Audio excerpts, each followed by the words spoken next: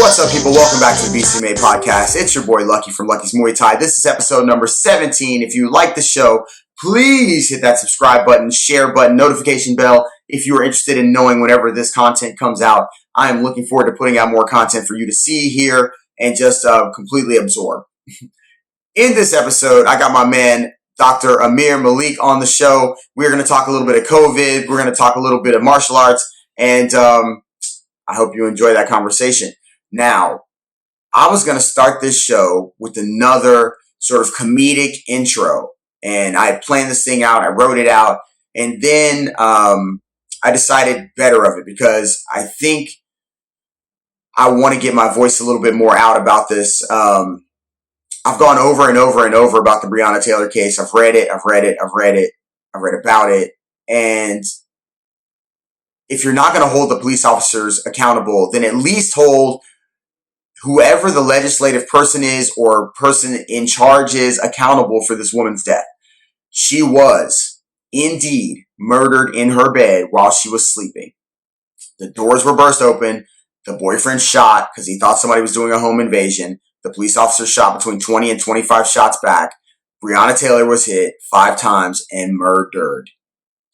The warrant they got was allegedly got with false information. They already had the person in custody they were looking for. They asked her mother if she had any enemies. I mean, it's a little bit ridiculous. And I'm kind of tired of saying on every episode, arrest the cops, kill Breonna Taylor. Arrest somebody that killed Breonna Taylor. Don't give me, they indicted, they gave him 4 charges or 3 counts of wanton endangerment. That means nothing. Okay? The officer that was charged or indicted was charged for shooting at a wall or walls or shooting through apartments. And you know what? Those people in those apartments should be pissed because one of them had a 5-year-old kid sitting there. I have a 6-year-old daughter. Somebody comes shooting in the house next to me and it shoots through my daughter's wall. I'm for sure going to want justice for that. But meanwhile, this woman is dead. The cops are free. And one cop is charged with shooting through a wall. So, I mean, what are we doing? I don't know. But we got to do better just as a society, which is not good. It's nonsense. Moving on. So if you did see the opening last week, on last week's episode, you saw my man Tyrone giving Angela Hill the shout out for being the first black woman to headline a card for the UFC. And everybody seemed to like it. You know, my man Joey Coco Diaz, comedian extraordinaire. Shout out to my man Joey Coco Diaz. Y'all know who he is. You a chump. He hit me over. He hit up Twitter with a retweet on the video, the opening for the BCMA podcast, episode 16, and Angela Hill retweeted that. So, you know, I don't know. It's kind of a big deal for about 5 minutes because social media moves fast. So anyway, I love y'all, man. Look, if you want to check out the gym, make sure you stop by www.luckysmt.com. We are still doing 6-person classes. We've added more hours, and we are trying to do this as safely as possible and as safely as people feel comfortable in our facility and outside of our facility. Listen, man, you are loved. This is my conversation with Dr. Ameer Malik. I hope you enjoy. Take from it what you will. You don't have to yell at me if you don't agree with what we talk about, and you don't have to yell at him, and you don't have to yell at anybody, and nobody has to yell at you. A lot of these things that we talk about out here are can be true altogether. We all want nobody to be sick. None of us really want to wear masks, but we should be. And if we can't, then we shouldn't endanger other people that aren't interested in being around us. And we should show some love, respect, kindness, caring, and empathy to each other. On that note, here's that conversation. Learn some stuff about coronavirus. Welcome back, everybody. Today's special guest is my good friend, Ameer Malik. He's a doctor. He's one of the only voices I listened to throughout this entire pandemic. We're just going to chit-chat. We're going to talk a little bit of COVID, maybe a little bit of martial arts, and it's all love. So welcome to the show, Doc. What's good? What's up, man? Thank you for having me. Well, man, so I'm glad you're here, too. You got the woo. What's up? We got the woo. Yeah, you know it. So tell me, man, how's it been for you dealing with all of this? I mean, it's been nuts for so long. So yeah, I mean, when it started, I'll be honest. Like when it started, I was just like, "Oh, this is just another flu. Like it's just gonna." I was downplaying it all the way. I thought this was gonna be nothing. And then I started seeing more of it and more of it and more of it, and seeing the effects and seeing how much damage it does, and not just like short-term damage of people, getting sick and then dying, or getting sick and recovering, but the long-term lung scarring or heart failure. Like I just had a patient who 45 years old, perfect health, pilot, like perfect health, Jeez. caught COVID, did real bad, came out of it, but now he has heart failure and like basically COPD because of the amount of lung scarring he has. Whoa. He basically has the lungs of like a 40-year smoker. Wow. This guy's never smoked a cigarette in his life, and it's just like, man, I was real wrong for downplaying it early on. And now I see the effects.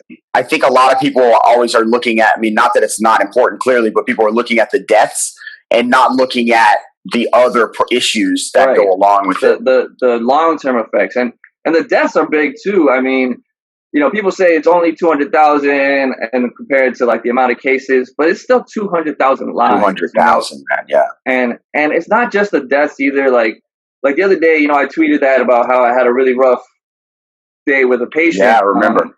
This was in clinic. This 88-year-old gentleman and his wife, they come. I see them about like every 2-3 weeks because his wife is kind of declining mentally. She's falling into Alzheimer's and stuff, right?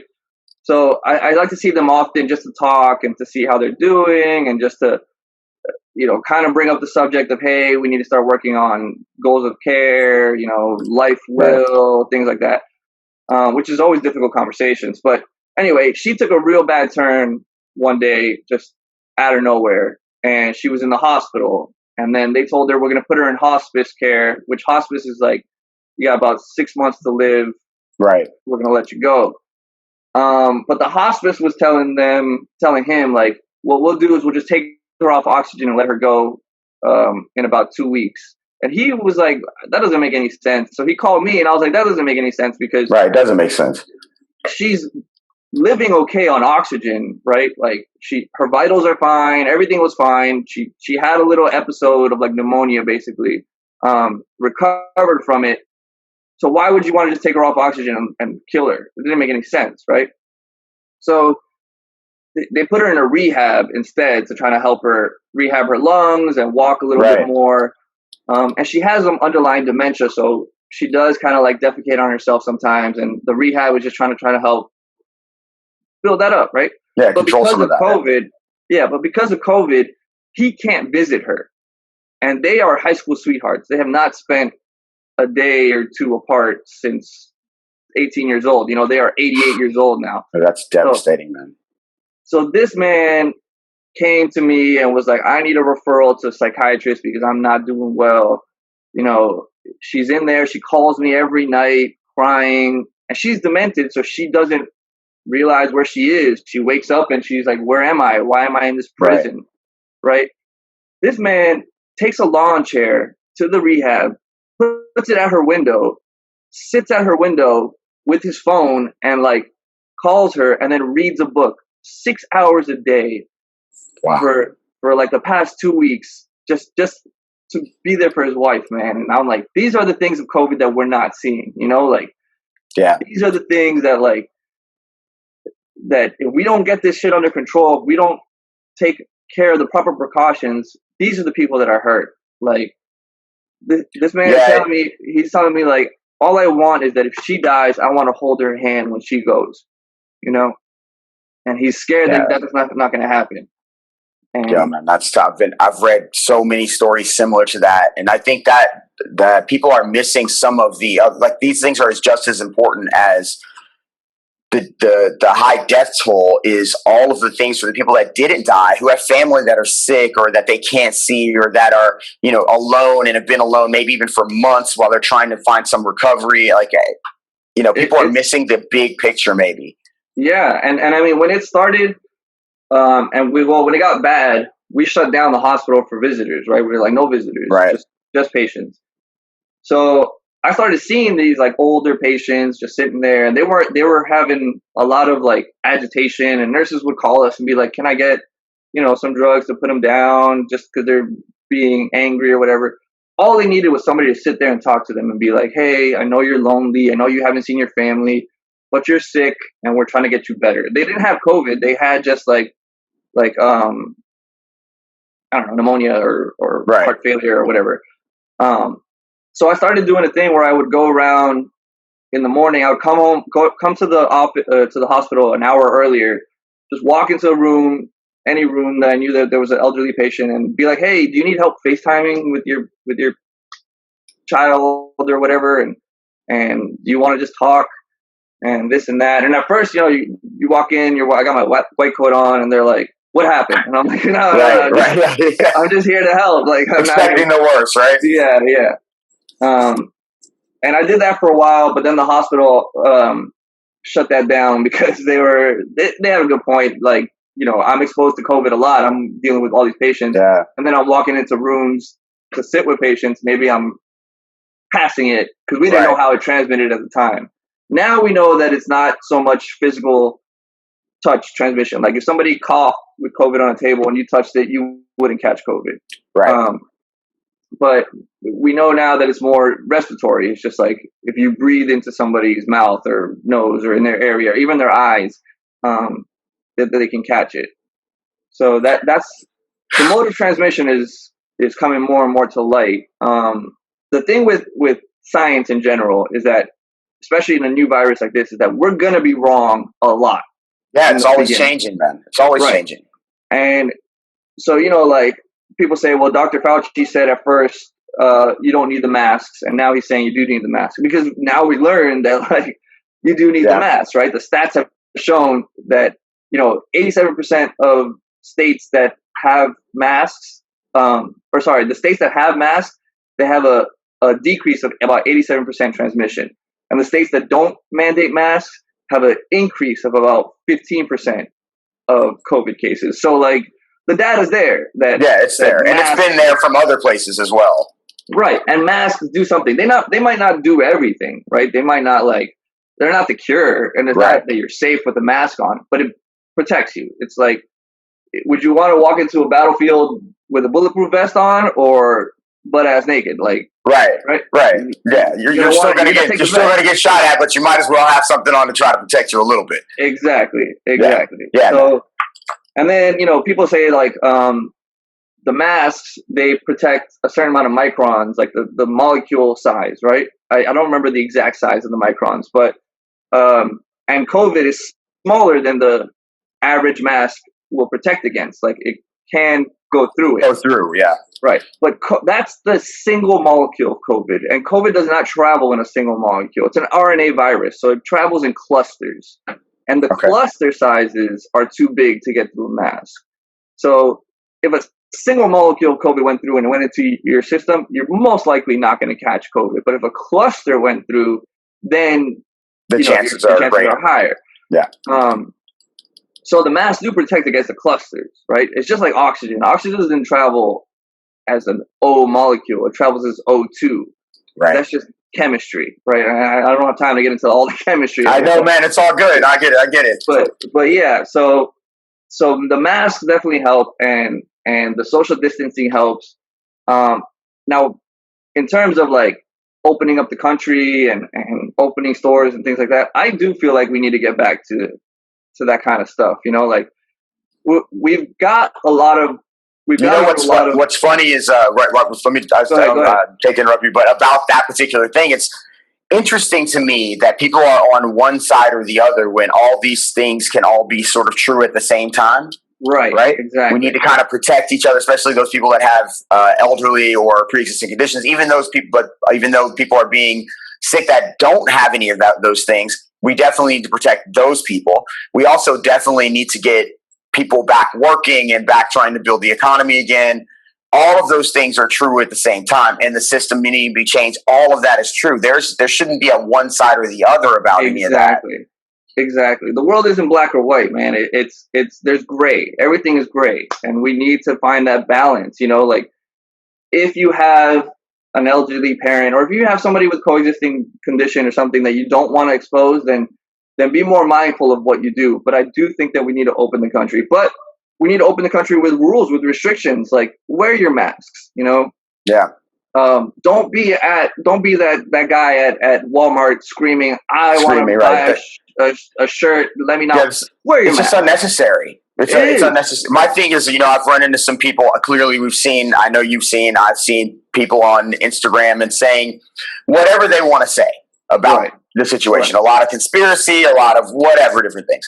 My thing is this. You're going to have to do what you want to do to some extent, but you also don't have to yell that it's a conspiracy, scream at people for doing what they feel like is the right thing as well. And you have to consider the people that you may infect, not just yourself. So if you're going to be around your grandmother and so forth, then you probably shouldn't go around people that are not necessarily taking care of themselves in that way. Exactly. These are really simple things. Like, I just don't understand why you have to yell and scream at people, or scream in a store, or for what, at people that, they're not bothering you. They're asking you to protect them, protect yourself, protect them. I don't understand why people can't just do that and continue. I mean, I don't want to wear the shit. I wear the shit when I go to the gas station. Exactly, I wear it when I walk into Target. I got to fight my daughter to put hers on to go do anything. I mean, it is what it is. It's not the most pleasant experience, but it's not.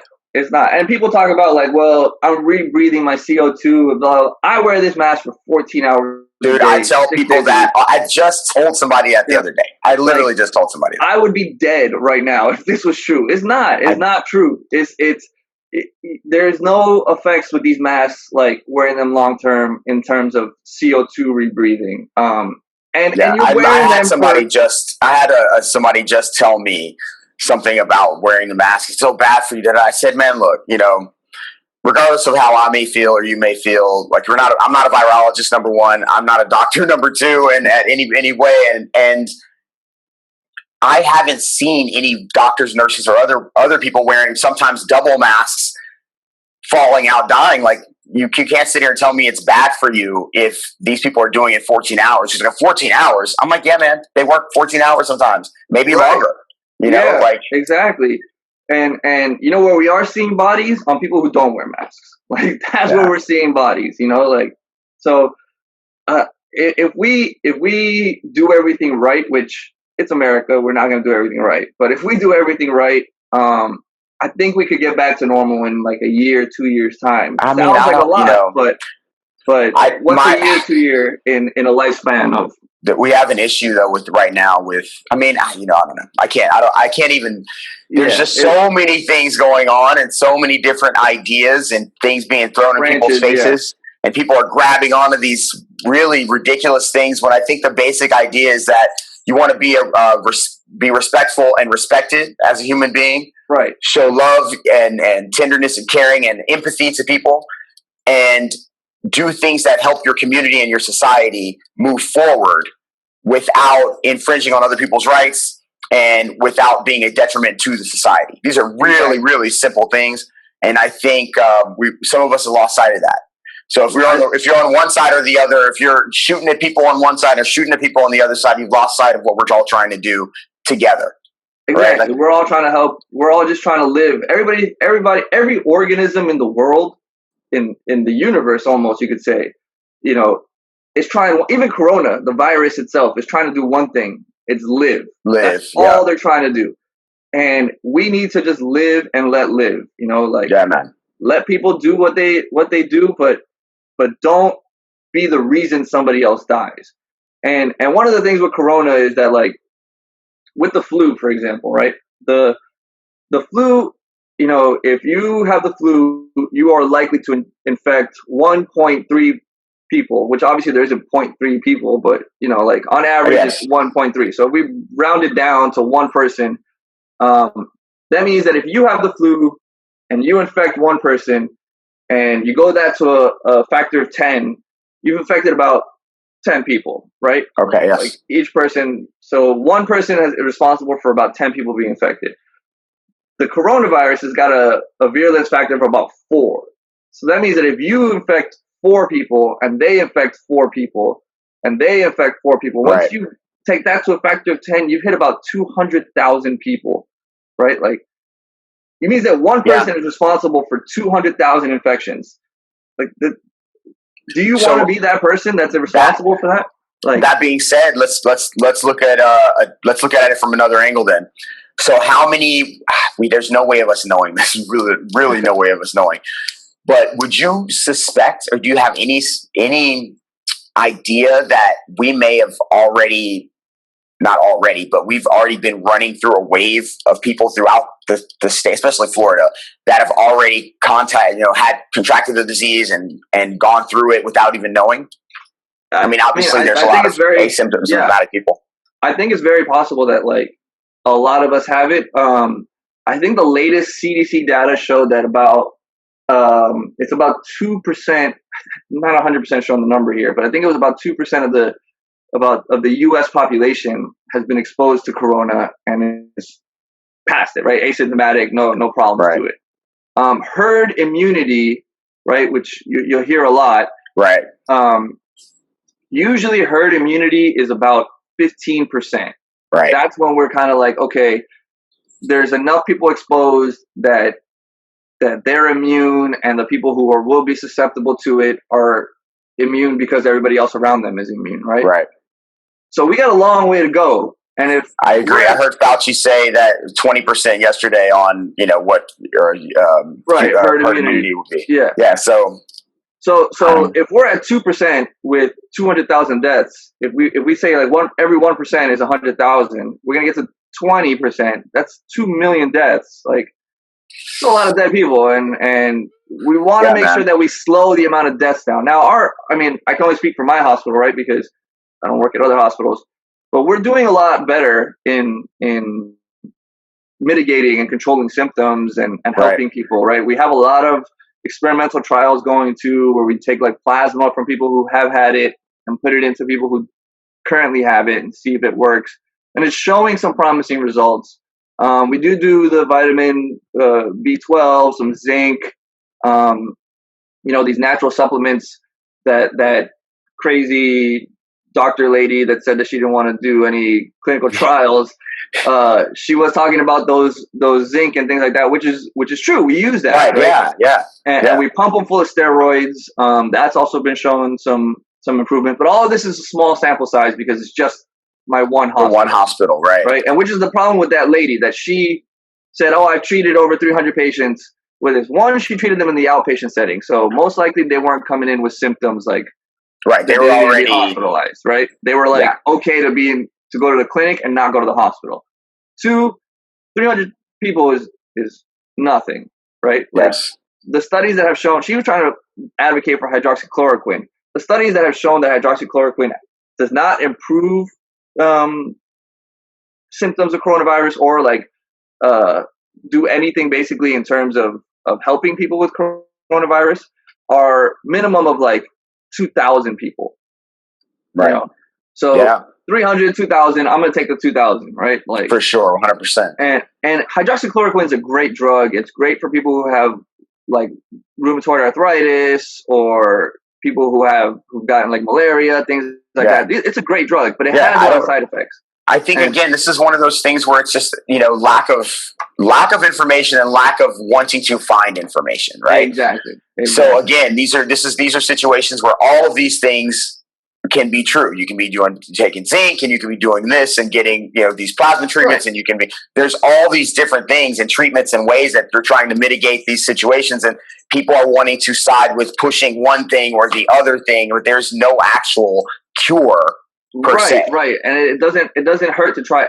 But one thing I can tell you that every healthcare professional across the board will agree on is that exercise is the way to go, man. Like when Florida was talking about shutting down gyms, I was like up in arms. I was like, this is the worst idea.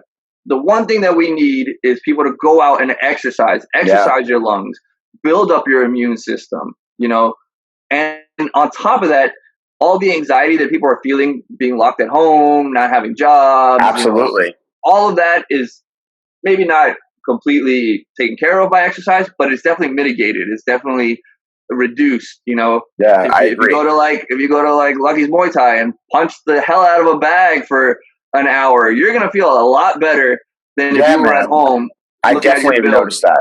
I definitely have noticed that. And what else was funny was that the UFC came to Jacksonville. I think Fight Night for another organization came there first, right? During the pandemic, they had their fights there. And I was like, how are they allowing people to go there and fight, but they're not allowing the gyms where the people train to go there to fight? I'm a little bit lost on that. It did not add up, man. And that's why I think like the things that needed, like when they were talking about essential workers, I was like, gyms are essential workers. Like, I mean, I agree with you. And listen, it's not, they find camaraderie, right? They find their friends are there, the people that are pushing them are like, there is something other than just the workout. The workout releasing your endorphins, all that is great, but you're also with other people attempting to do the same things, and you have a unified goal. And I think that's it's missed a lot. And I think it is, man. And humans, we are animals, right? Like we like to think that we're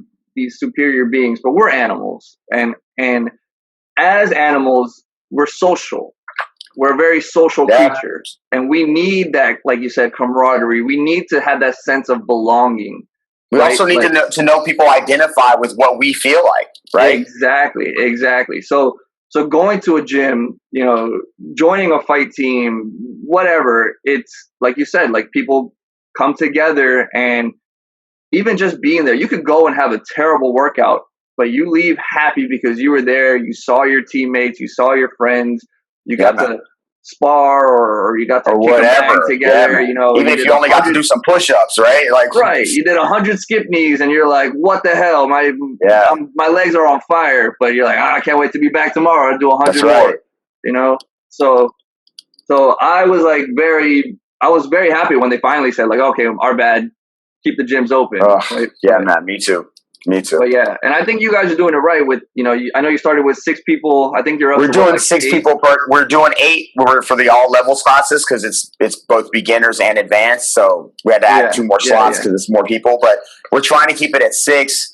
We're trying to do most of the work outside, but it's difficult, man. We have people that are going to fight coming up soon. We're trying to get all this work done, and we're trying to make sure everybody feels comfortable where they are, try to separate the bags. I mean, again, most of the people that are working that work close together, for instance, they've been basically working close together since forever, the beginning. We're not taking anybody from out of town. We're only taking locals. Like we're trying to control it the best that we can, and it's tough, man. But we're moving right along. But you see, you guys are like a staple of what we need to do, right? Like open up, like you guys are open, but do it the right way, slowly. And then as we get better at dealing with coronavirus, then you can open up fully. And by the time we've got it all taken care of, you've been open the whole time, and your business stays alive, the people stay alive, and everything works out. But we just got to do it the right way. It's just people who don't want to walk in, I don't want to wear a mask. Like you're pulling us back from moving forward to where we don't have to wear masks anymore. Right? Like, let's just keep wearing the mask until we don't have to wear it anymore. And I don't think we're going to forever have to wear masks. I don't think that's going to be a case. But I don't think so either. We will have to wear masks for a long time. Yeah. I don't know, man. We'll talk later about that. But I think, maybe the governors and some other people have some other ideas. You know what I mean? Yeah. That's so for sure. We'll see. But, all right, I'm going to put you, first of all, thank you for talking about this because, I'm always sort of looking at different ideas and different perspectives, and I really value yours. And like I said, I listen to you, and I have a nurse that works at Jackson that I listen to. And basically, people, like I said, they're reaching for all these things, but I'm trying to reach out to the people that are working on the front lines and that are, trying to make this a better situation. So for me, I'm super happy that I was able to have you on. Thank you so much for telling us all of this and, giving us information, but I got to put you on the spot now. All right. What's your favorite martial arts movie? Oh man. Enter the Dragon for sure. I think just because I grew up with it, like I know it was way before my time when I was born. I was born in '88, but like growing up, my cousins would always show me Enter the Dragon, and just watching Bruce Lee be Bruce Lee, right? That guy man. is something else. And then I did watch a lot of these Wu-Tang, Shaolin, movies. Oh yeah, man! The Five Deadly Venoms, all that kind of stuff. Yeah, that's yeah. But I just got to go with Enter the Dragon as my favorite there. Like that's got to be my go-to. All right, so is Bruce Lee your favorite martial artist then? Actually, like in terms of the martial artist, I'm gonna say, I've been watching the UFC since almost when it started, right? Anderson Silva is that's my guy. Man, like, me too, man. That is my guy. The things that he did with his body and the way he revolutionized the sport, that's my favorite fighter for sure. Right now, though, like active fighter, I'm gonna say Stylebender, Adesanya. Yeah, it's funny because I was just about to say, when they fought, it's so funny that people were talking about the fight being bad, and I had the same thought that Israel did. I mean, I think a lot of people that do martial arts did, which was like, you just don't understand if you're at these levels that the other person is as good as you, right? And you're trying to trick them into something. They're trying to bait you into something. And sometimes it ends up like that because you both know that the end is near if you make one error. Yeah, I'm looking forward to seeing this. Perfect example of making one error and like the end is near is this Covington and Woodley that just happened, right? Like it wasn't the greatest fight in terms of we thought they were going to go out there and slug it out. They hate each other, et cetera, right? And Covington had him against the cage a bunch of the fight, which is good, clinch work. But from if you're not a big fan of fighting, you're watching this, you're like, it's kind of a boring fight, right? Yeah. And even as a fan, I was still like, it's kind of a boring fight. They did do a lot of clinch work, but there was also a lot of just pressing up against each other, not doing much, right? Yes. And then Woodley made the one big mistake of basically trying to pull that choke out and breaking his rib. Yeah. Like that's you could almost say a rookie mistake, but not really because it takes a lot of work to break your own rib. Yeah. But, I mean, that Woodley is one of those guys where, I mean, he's a little older, and just to me, outside looking in, he looks a little gun shy. Like he looks like he doesn't. He wants to throw it, but he doesn't throw it. And I've seen it before. Right. We've seen it in other fights. Yeah, I saw it a lot with Chuck Liddell near the end of his career. Like he got rocked too many times, and that hand that used to just knock people out left and right, it wasn't there anymore. It was there, but he just didn't want to throw it. Yeah. BJ Penn too, man. He was one of my all-time favorites, and watching him go out there and be boxed up, in my opinion, by guys that probably aren't on his level of, striking in some ways, and then, losing by jiu-jitsu chokes and stuff. I'm like, how is this possible? Not that it's not possible, but you got to give me something more than this. And I feel the same about Tyron. I love them both, man, but oh God, please. Yeah. It hurts the eyes, man. It hurts the eyes. It does. And I'm no Covington fan because I don't like this little persona he puts on. Yeah, but I get it. He's trying to sell tickets, like whatever. He's a good fighter, like he can fight, man. He can definitely fight, but he's also a moron. So. Right? Exactly. And then you could even say, I know this might not be popular opinion, but like Masvidal, same thing. Like he's a fighter for sure. He's 100% a Miami type fighter. Like but every time I see him fight, I'm all like, that's definitely Miami, right? 100%. Sure. But then he has like these out of the cage antics that it's like unnecessary, man. Like I get it, man. You're being you, live your life, do your thing. You're rich. You worked hard to get here. Be you, right? Don't change. He's this highly a Cuban. He's not going to change. But stuff like that makes me not like him. Not be a big Masvidal fan, right? Right. I'm always gonna be a fan because I'm from Miami. I protect the home team. Of course, man. Of course. And sometimes people's outside stuff that they put on, it definitely makes them more money with like just the general fans. You know, they buy t-shirt, they merch, they do this kind of stuff. But I think some other people, maybe more martial arts oriented, love him as a fighter, and then like kind of cringy when we watch some of that stuff. You know, just in general, we don't need it because we know we're looking to see the fight. Like we don't care about all of that. Right. But man, they gotta sell tickets. Yeah, they have to, because the way the structure is set up. You know, boxing, they're like, you sign a contract, you get this much money. Yeah. Period. Yeah. And the UFC, they're like, you sign, you get this much. And if you win, you get the other half. Yeah, right? That's true. And if you're like fight of the night or knockout of the night, you get bonuses. You get right. There's ways that you can make money, but if you don't win, or if you don't, all you're getting is that one check. Yeah. Right? And then you got to go work. You got to go back to stocking boxes at Walmart until you get your next fight, which could be 7 months down the road. Yeah. So they they have to do things to especially guys at the end, like Amazi, not that he's at the end, but he's been around a long time, right? Right. He finally is getting his glow. You know what I mean? Yeah. Like, but some of that had to do with punching Leon Edwards in the back, you know, some of just the other stuff. And I think he had to sort of do that at this moment because it's the last moment.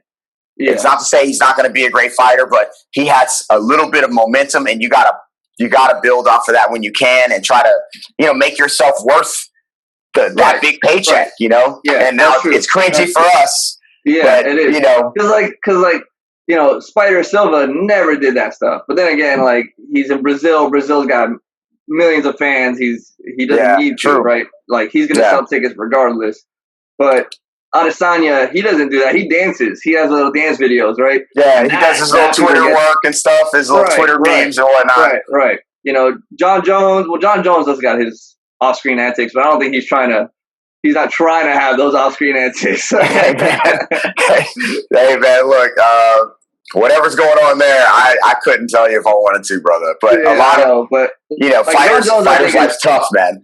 Yeah, I think he's probably like the best fighter I've ever seen in my life, right? Like, I think pound for pound, he's insanely talented. They can say what they want, right? We've seen a lot of guys take him to 5 rounds, and he's had some fights where there was questionable endings. You know, maybe maybe it should have gone the other way. But the reality is, he won all the fights, you know, except for the illegal elbow. But right. I mean, even that one. You can't deny his greatness. It just is what it is. It is, exactly. And that illegal elbow, like, I don't understand. I mean, I get where it came from. The 12 o'clock, the 12 to 6. Yeah. Like I get it. When the UFC was starting, they were like, "This is a savage move." And so, you know, they kick people in the face. Like, bro, your shin bone is way more damaging than the elbow, right? Bro, people get their faces split open. You know what I mean? Like, this movement is not as bad. Even the like a cross elbow, right? Like the slicing elbow, that is way more dangerous. Like, I get it. It's funny, man. It's funny how what people that make those rules, how they think, and then how you can't just get them to change their mind based off of the facts of the, you know? Right. Like, facts. That's medical facts. That's where we are. That's where we are, man. That's where we are. Alternative facts. You know, everything. Fake news, whatever. So, anyway, brother, look, man, I'm so happy that I was able to have you on. It really, it means a lot, man. Like I said, one of the only voices I listen to, because so many people are online doctors. So I just try to listen and do the best I can, you know, and like I said, I greatly appreciate it. I'd love to have you on again in the future as we start to see this stuff decline. And the next time you're on, let's have some fun and just talk fights, man. Yeah, man. And next time I can even give you like a virology lecture about like where Corona, what we know about it in terms of where it came from and what it's like. You know, I know a little bit about it, but that's a whole. Yeah, I know, and you know what? I've read a bunch of stuff, but I'm going to have to read some more because I want to get in. I want to kind of dissect it a little bit more as well. I feel like everybody's kind of got their own ideas, and maybe we can just. I would like ideas to settle my nerves, not to make me more crazy about this shit. You know what I mean? Like, I'd like it to be. One thing I can tell you that might settle your nerves is that RNA viruses don't mutate as easily as like flu viruses. Flu viruses Right. are segmented, right? RNA viruses, you need to have the virus, a host, and then a transcriptor. To put all three things together is very difficult to do. So even if it goes from host to host, like the transcriptor itself is not, it's very difficult for RNA viruses to mutate. They mutate slow. Whereas like flu viruses mutate year to year. Right. So they have to change the vaccine, right? Right. Coronavirus will if it does mutate, it's going to be like 10, 15 years for mutation. So that's one thing that, like, if we can learn how to combat it, if we get a good vaccine, that's going to be good coverage for a long time. That's a whole nother thing. That's for sure. Yeah. Yo, listen, you said you're watching the game. What are you doing today? Yeah, I'm going to watch Dolphins in Jacksonville. I'm going to the game tonight. 25% capacity. Like, when I bought my tickets, every seat for like 10 seats out around me, radius, booked, like they close it off. So it's just me and my girl and her brother and his wife, and like that's it. So dude, that's amazing, man. I might be the only Dolphins fan out there, so you guys might see me on TV tonight. Just like, listen, be safe out there, brother. Be safe. I will. Dr. Ameer Malik, brother, you are so loved, my man. Enjoy the rest of your day. I appreciate you, brother. Have a good one. All right, my man. Peace. Later. All right, people, that was my conversation with Dr. Ameer Malik, my brother from another, my good friend, one of the only voices I listened to throughout this pandemic. I hope you enjoyed the conversation. I hope you learned something. Listen, you don't have to yell at people. I damn sure don't want you to get yelled at, but respect each other, man. Show each other some empathy. Everybody's not going through what you're going through. Be there for each other. And for fuck's sakes, arrest somebody in the murder of Breonna Taylor. BCMA podcast, we out. Peace. Yeah, man, I'm still in my kitchen, so what?